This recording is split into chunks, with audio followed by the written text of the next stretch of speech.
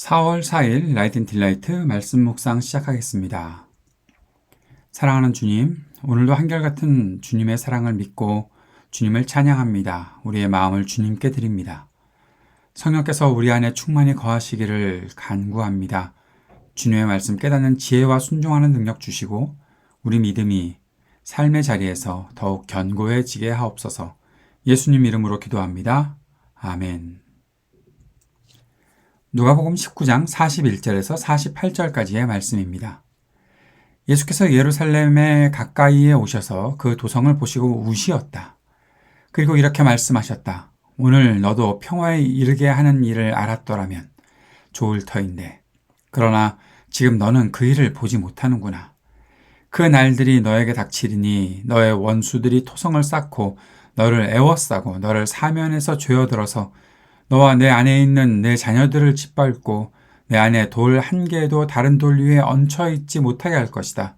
이것은 하나님께서 너를 찾아오신 때를 내가 알지 못했기 때문이다. 예수께서 성전에 들어가셔서 장사하는 사람들을 내쫓으시며 그들에게 말씀하셨다. 성경에 이르기를 내 집은 기도하는 집이 될 것이다 하였다. 그런데 너희는 그것을 강도들의 소굴로 만들어버렸다. 예수께서 날마다 성전에서 가르치셨다. 대제사장들과 율법학자들과 백성의 우두머리들이 예수를 없애버리려고 꾀하고 있었으나 어찌해야 할지 방도를 알지 못하였다. 백성이 모두 그의 말씀을 열심히 듣고 있었기 때문이다. 아멘. 예수님은 예루살렘 가까이에서 예루살렘 도성을 보고 우셨습니다. 탄식하셨죠. 그리고 또한 심판의 메시지를 전하십니다. 예수님은 예루살렘을 보시면서 슬픔에 가득 차 있는 모습을 보여주셨습니다. 예루살렘이 예수님의 슬픔과 탄식, 심판의 메시지를 들을 수밖에 없었던 이유가 있지요. 그것은 그들이 하나님의 구원의 계획과 뜻을 깨닫지 못했기 때문입니다.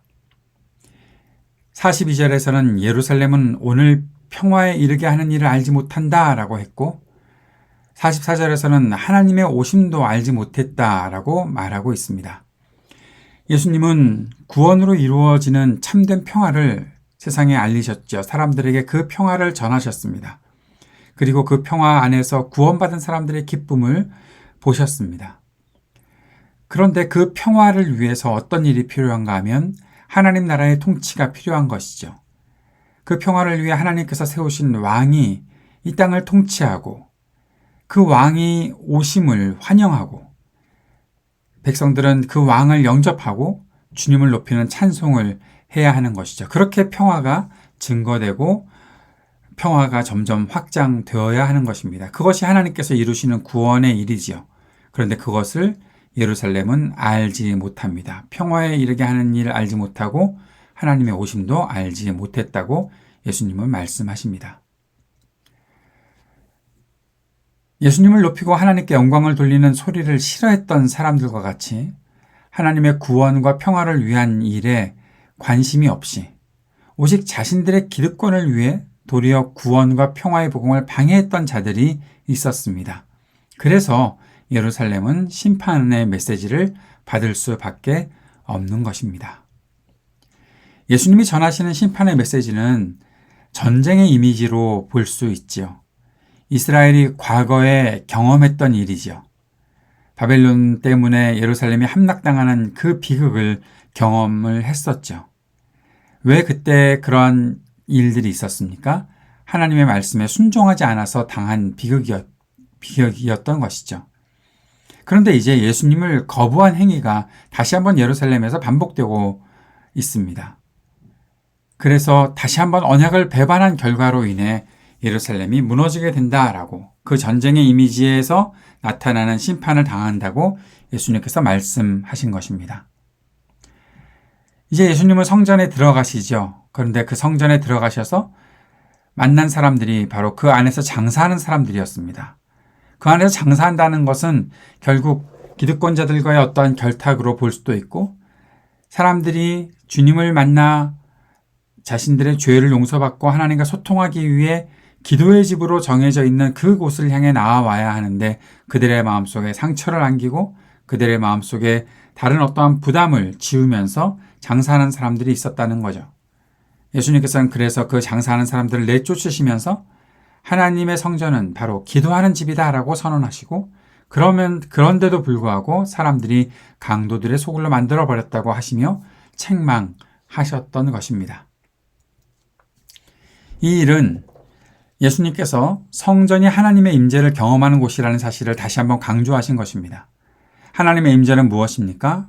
그것은 하나님의 말씀을 존중하고 순종하고 경청하는 그 사람들이 하나님과의 소통을 온전히 누리게 되는 일들이 바로 하나님의 임재를 경험하는 것이다. 그 사실을 예수님께서 가르쳐 주셨던 것입니다. 그래서 예수님께서는 책망을 마치신 후에 날마다 성전에서 가르치는 일들을 하셨다. 누가가 그렇게 기록하고 있습니다. 가르치셔야 하는 거죠. 옳은 것을 가르치신 것입니다. 잘못에 대해서 책망하고 멈춘 것이 아니라 바른 것, 옳은 것을 가르치셨던 것이 바로 예수님의 사역이었습니다. 예수님께서 예루살렘에 들어가셔서 십자가의 형을 받기 이전까지 예수님께서는 끊임없이 사람들을 가르치셨다라는 사실을 오늘 본문이 우리들에게 말해주고 있습니다. 그러나 예수님께서 옳은 것을 가르치시는 것과는 반대로 대제사장들과 율법학자들과 백성의 우두머리들은 예수님을 없애려고 그렇게 꾀를 쓰고 있습니다. 그 이유가 무엇일까요? 누가는 백성이 모두 예수님의 말씀을 열심히 들었기 때문이라고 합니다. 예수님의 말씀을 열심히 들었는데 왜 예수님을 없애려고 합니까? 그것은 다시 생각해보면 백성들이 지도자라고 지금 여기고 있는 그들, 어떠한 직분이 그들을 지도자의 위치에 놓았던 그들이 예수님께서 가르치시는 것 때문에 많은 사람들이 예수님의 말씀을 듣고 그들의 말을 듣지 않으니까 예수님을 없애려고 했던 것이죠. 다시 말하면 오로지 자신들의 기득권을 지키기 위해 음모를 꾸미고 있는 것으로 볼 수 있는 것입니다. 오늘 말씀을 우리가 묵상하면서 특별히 이 고난주간을 지내가면서 우리의 마음속에 주님의 가르침에 대해서, 주님의 그 마음에 대해서 조금 더 깊이 알 수 있는 기회가 되었으면 좋겠습니다. 그러면서 이러한 일이 나타나기를 소망합니다. 주님께서 우리를 보시며 슬퍼하며 탄식하시는 것이 아니라 기뻐하실 수 있기를 소망하는 것이죠. 어떻게 주님이 우리를 보시며 기뻐하시겠습니까? 우리가 주님의 말씀을 듣고 받아들이며 말씀에 담긴 주님의 뜻이 우리의 삶을 통해 온전히 실현될 수 있기를 간절히 원하고 그렇게 살아갈 때 주님은 분명히 우리를 보시며 기뻐하실 것입니다. 십자가로 나아가시는 우리 주님의 길을 우리가 다시 한번 마음속에 그리고 이 고난주간을 보내며 우리의 마음과 우리의 삶이 주님을 기쁘게 해드리는 삶이 될 수 있게 해주십시오. 주님 앞에 그렇게 기도할 수 있는 우리가 되었으면 좋겠습니다.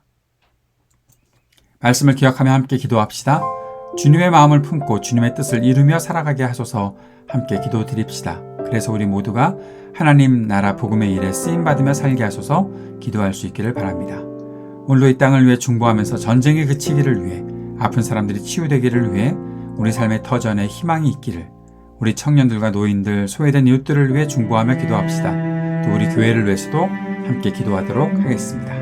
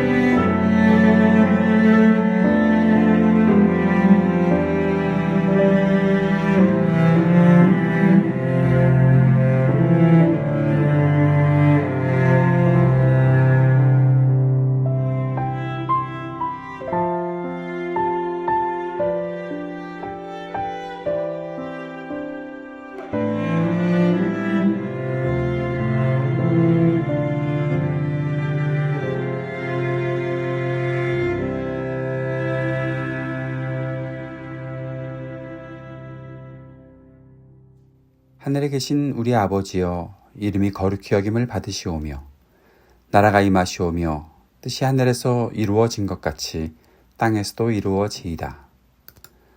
오늘 우리에게 일용할 양식을 주시옵고 우리가 우리에게 죄 지은 자를 사하여 준 것 같이 우리의 죄를 사하여 주시옵고 우리를 시험에 들게 하지 마시옵고 다만 악에서 구하시옵소서. 나라와 권세와 영광이 아버지께 영원히 있사옵나이다. 아멘.